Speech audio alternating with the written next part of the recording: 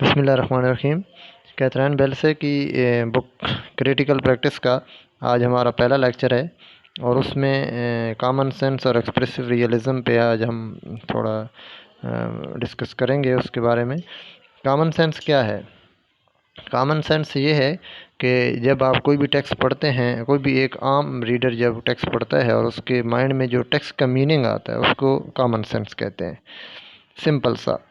और ये डिफ़ाइन कैसे होता है कि ये चीज़ डिफ़ाइन होती है कि जो भी राइटर कुछ लिखता है तो आपकी सोसाइटी के जो नॉर्म्स हैं या जो भी उसकी मसलन एक परसेप्शन है उसके मुताबिक आपके उसके मीनिंग आप निकालते हैं अपने माइंड में, उसको कॉमन सेंस कहते हैं। और आज अभी हम देखते हैं कि कैथरीन बेल से जो है वो इस बारे में क्या कहती हैं। थोड़ा लेक्चर हमारा बड़ा होगा तो कोशिश हम करेंगे कि इसको 2 पार्ट में कर लें। देखते हैं अभी कि ये कितना टाइम लेता है हमारा। सबसे पहला अब ये है कि व्हाट इज़ लिटरेचर। कहता है it is by no means a simple question to answer. ये general belief is that literature reflect society. ये एक जनरल बिलीफ है, एक आम लोगों का एक परसेप्शन है कि लिटरेचर जो है ना वो सोसाइटी की ही अक्कासी करता है, कि जिस तरह की सोसाइटी होती है लिटरेचर उसी को रिफ्लेक्ट करता है। It tells truth about the period in which it was produced. और ये उस पीरियड के बारे में बताता है जिसमें ये लिखा जा रहा है या क्रिएट किया जा रहा है। कोई भी पीस ऑफ लिटरेचर है तो वो या पीस ऑफ आर्ट है वो उस जो पीरियड जिसमें वो लिखा जा रहा है उसकी वो नुमाइंदगी करता है, बेसिकली उसको उसकी अक्कासी करता है।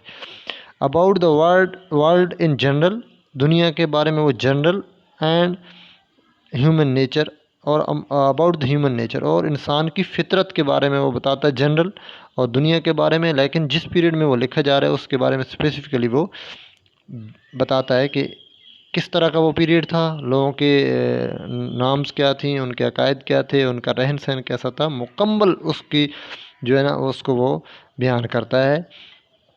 इसके अलावा also literary text express the beliefs, experiences and psychological insight of their authors.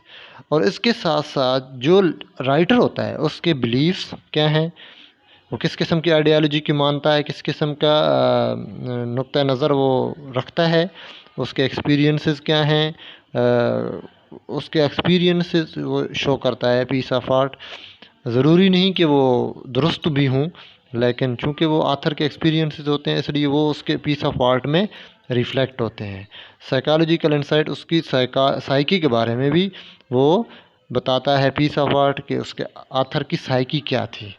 ठीक है। इसके अलावा writers and poets are special person who possesses extraordinary power of observation and can experiences the world in a different and unusual manner। ये इस line में जो Catherine bell से है वो राइटर्स और पोएट्स को थोड़ा सा यूनिक पर्सन जो है ना समझ रही हैं और बता रही हैं कि वो आम लोग नहीं होते, बल्कि वो किसी सोसाइटी के अंदर मुख्तलिफ़ चीज़ों को वो मुख्तलिफ़ नुक्ता नज़र से देखते हैं, बजाय कि लेमैन जिस तरह देखता है। लेमैन किसी और नज़र से देखता है किसी चीज़ को, लेकिन जो आथर होता है या पोएट होता है वो किसी और एंगल से देख रहे होते हैं सोसाइटी के मुख्तलिफ़ किस्म के मसाइल को, प्रॉब्लम्स को और बिलीव्स को, नॉर्म्स को।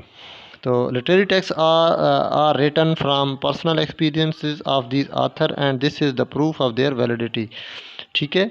और जो भी कोई पीस ऑफ आर्ट होता है वो उसमें जो राइटर होता है उसके पर्सनल एक्सपीरियंसेस शो होते हैं और यही उसकी वैलिडिटी है। Even now literature is taught and studied keeping in view this general belief that even now teachers of literature start their lectures with biography of the author and discuss in detail the period in which the text was written. This general belief about literature and author is called common sense। इस line में Catherine bell से कहती हैं कि literature जो है वो पढ़ाया भी जाता है या सिखाया जाता है, लेकिन सबसे पहले उसका जो राइटर होता है, लिखने वाला, वो उसके बिलीव्स क्या थे, उसका किस किस्म की आइडियालॉजी की वो मानता है, ये सबसे पहले स्टडी करवाया जाता था।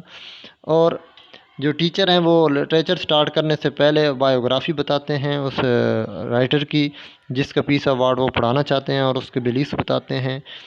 और यही चीज़ उसके बारे में, टीचर्स के बारे में, सॉरी आथर के बारे में, और उसके पीस ऑफ आर्ट के जो है ना बैकग्राउंड के बारे में जो इल्म या रखना या उसके बारे में नॉलेज रखना जो है ना, यही कहलाता है कॉमन सेंस।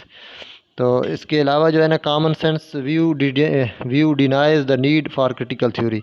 कॉमन सेंस इस चीज़ को रिजेक्ट करता है कि किसी भी पीस ऑफ आर्ट को एनालाइज करने के लिए किसी क्रिटिकल थ्योरी की ज़रूरत होती है। Critical theory is a systematic way of analysing and interpreting literature. किसी भी पीस ऑफ आर्ट को एनालाइज करना और उसको इंटरप्रेट करना जो है, उसके लिए एक सिस्टमेटिक वे की ज़रूरत पड़ती है, जिसको हम क्रिटिकल थ्योरी कहते हैं। It tells us how we can approach a literary text by using different method and techniques. Critical theory क्या है? वो हमें बताता है कि किस तरीके से हम टेक्स्ट को अप्रोच करेंगे, किस मेथड से, किस टेक्निक से हम इसको एनालाइज करेंगे। Common sense says that we do not need any theory to understand literature and literary criticism is unnecessary and superfluous. Common sense ये कहता है कि हमें किसी किस्म की क्रिटिकल थ्योरी की ज़रूरत नहीं पड़ती और इस लिटरेचर को समझने के लिए। और जो लिटरेरी क्रिटिसिज्म है, जो कि बेसिकली किसी भी पीस ऑफ आर्ट को एनालाइज करने का जो एक मेथड है, वो सुपरफ्लुअस है। ये किस मसलन के ये नहीं होना चाहिए। हम कॉमन सेंस से जो व्यू निकलता है वही सबसे बेस्ट चीज़ है। किसी किस्म की क्रिटिकल थ्योरी की ज़रूरत नहीं पड़ती, किसी किस्म की टेक्निक की ज़रूरत नहीं पड़ती और किसी किस्म के ख़ास मेथड की ज़रूरत नहीं पड़ती, बल्कि एक आम बंदा जिस तरह एक लिटरेचर का मीनिंग ले रहा है उसी को कॉमन सेंस कहते हैं, और यही काफ़ी है, एनफ है।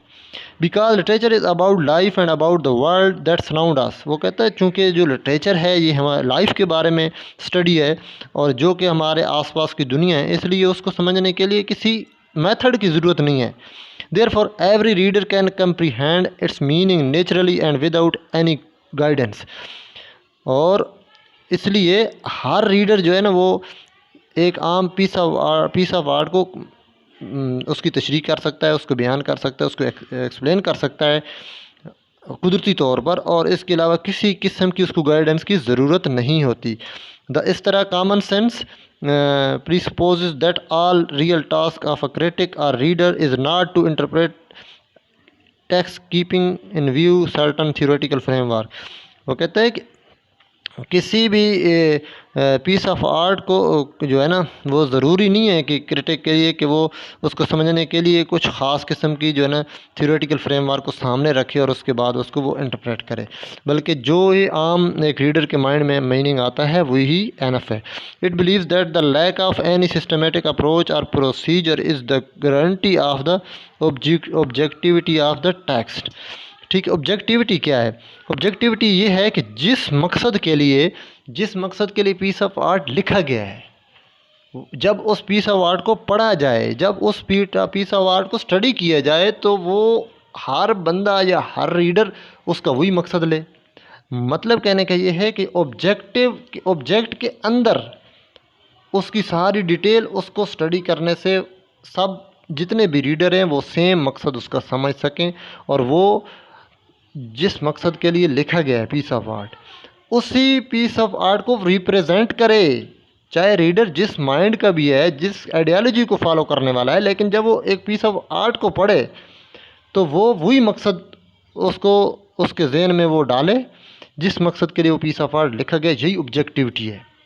मसलन कि जो ऑब्जेक्टिव उसका है, किसी भी चीज़ का ऑब्जेक्टिव है पीस ऑफ आर्ट का, अगर वो वही उस रीडर के माइंड में असरअंदाज हो रहा है उस तरीके से, तो वो ऑब्जेक्टिविटी के लिए वैलिडिटी है, उसकी ऑब्जेक्टिविटी के लिए या गारंटी है। आज के लेक्चर हमारा इधर ही है, इधर तक ही है। इसके लिए दूसरे लेक्चर में हम जो है एक्सप्रेसिव रियलिज़म को डिस्कस करेंगे। Thank you so much.